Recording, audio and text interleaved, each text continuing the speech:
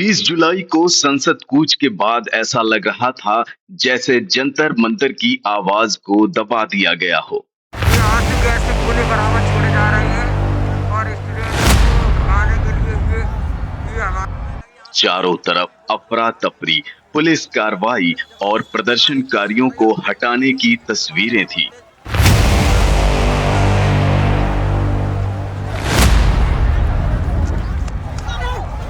लेकिन सिर्फ 2 दिन बाद यानी आज 22 जुलाई को जंतर मंतर एक बार फिर जाग चुका है।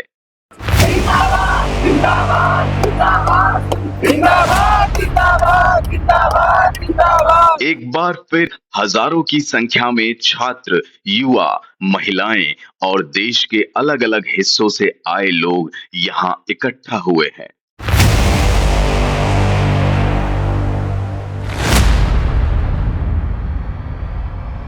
हाथों में तिरंगा है, पोस्टर है और गूंज रहे हैं इंकलाब के नारे।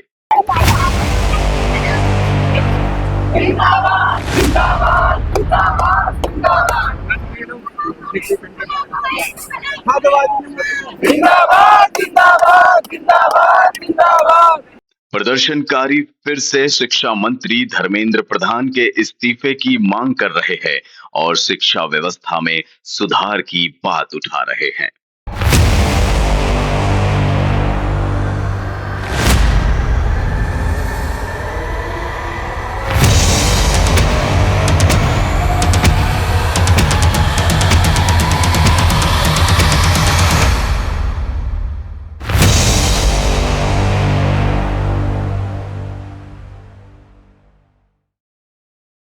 बीस जुलाई की घटनाएं अभी भी लोगों के जहन में ताजा हैं। संसद कूच के दौरान पुलिस और प्रदर्शनकारियों के बीच टकराव हुआ। कई प्रदर्शनकारियों का कहना है कि उन पर बल प्रयोग किया गया, जिसमें छात्र, महिलाएं और युवा भी काफी प्रभावित हुए। यहाँ पे किसी कोई फर्क नहीं पड़ रहा है, जनता मारे कुछ भी हो किसी कोई फर्क नहीं पड़ रहा है। इवन तो वहाँ पे टीयर गैस छोड़ी जा रही है ताकि जहाँ पे प्रोटेस्ट मेन होने वाला उनको वहाँ से भगाया जा सके। आप पुलिस वालों का इतना देखो ना कितना बढ़ गया है सालों का, मार रहे पीट रहे, हाल देखो क्या करते हैं, ऐसे कुत्ता बना बना के मार रहे हैं। इतने को मारा है, कपड़े फाड़ रहे, बाल पकड़ पकड़ के नोच नोच के हत्थे मार रहे हैं। सर पे देखा है आपने? सर फटा हुआ है। आप जानते हैं जब हम प्रोटेस्ट में आए हैं ना, जब हम प्रोटेस्ट में आए हैं इतनी तो लड़कियां गिरी है भाई वहाँ पे। आप देख के बोलोगे यार ये दिल्ली पुलिस है, झुकोगे भी नहीं ऐसे लोगों पे। अब इनकी गालियां दे के मार रहा है। अभी निहत्ते हाथ में अगर हथियार होता ना तो एक एक को ऐसी करके रख देते। यहाँ पुलिस दिल्ली में नहीं दिखाई देती है, वो तो निहत्ते हम लोग। एक एक डंडा दे दो, यहाँ पुलिस एक नहीं दिखाई देगी, एक भी। पुलिस ना पैरामिलिट्री, दिल्ली साफ हो जाएगी।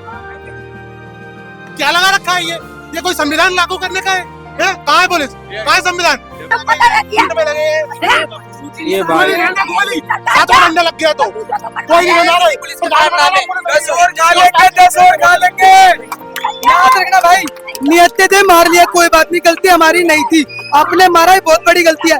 चुपचाप अपना प्रोटेस्ट कंप्लीट कर रहे थे, आप लोगों ने बॉक्स में लगा के जो मारा है ना, बस इसका जवाब आप खुद दे देंगे। शायद ये उम्मीद की गई होगी कि इतनी कार्रवाई के बाद ये आंदोलन कमजोर पड़ जाएगा, लेकिन आज जंतर मंतर का नजारा कुछ और ही कहानी बयां कर रहा है। यहाँ मौजूद लोगों का कहना है कि उनकी लड़ाई किसी एक व्यक्ति से नहीं, बल्कि उस शिक्षा व्यवस्था से है जिसे वे बदलते देखना चाहते हैं।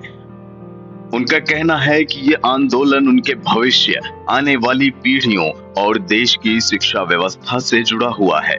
देखिए ये जो भीड़ है, ये जो भीड़ देख रहे हैं आप, इसमें इस भीड़ का कारण, मुख्य कारण यही है कि धर्मेंद्र प्रधान का इस्तीफा चाहिए, ठीक है। और जो धर्मेंद्र प्रधान का इस्तीफा अब उसको देना ही पड़ेगा, ये बात ठीक है। और धर्मेंद्र प्रधान का इस्तीफा नहीं होता, अब मोदी जी का इस्तीफा भी मांगा जा रहा है, वो भी अब होके ही रहेगा।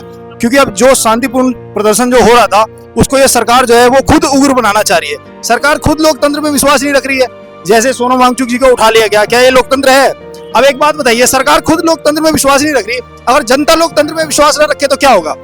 आज जंतर मंतर पर फिर से मंच सज चुका है। लगातार भाषण हो रहे हैं। अलग अलग राज्यों से आए छात्र और सामाजिक कार्यकर्ता अपनी बात रख रहे हैं।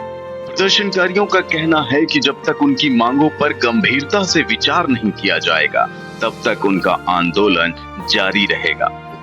आज आज आज हम लोगों को सांसद भवन जाने से रोका जा रहा है। कोई बात नहीं, आज नहीं तो कल फिर सांसद भवन का घेराव करेंगे, लेकिन करेंगे जरूर। अब धर्मेंद्र प्रधान से बात नहीं चलेगी, अब नरेंद्र मोदी का इस्तीफा मांगा जाएगा। क्यों, जब पीसफुल प्रोटेस्ट हो रहा है तो क्यों बंदों को मार रहे हैं?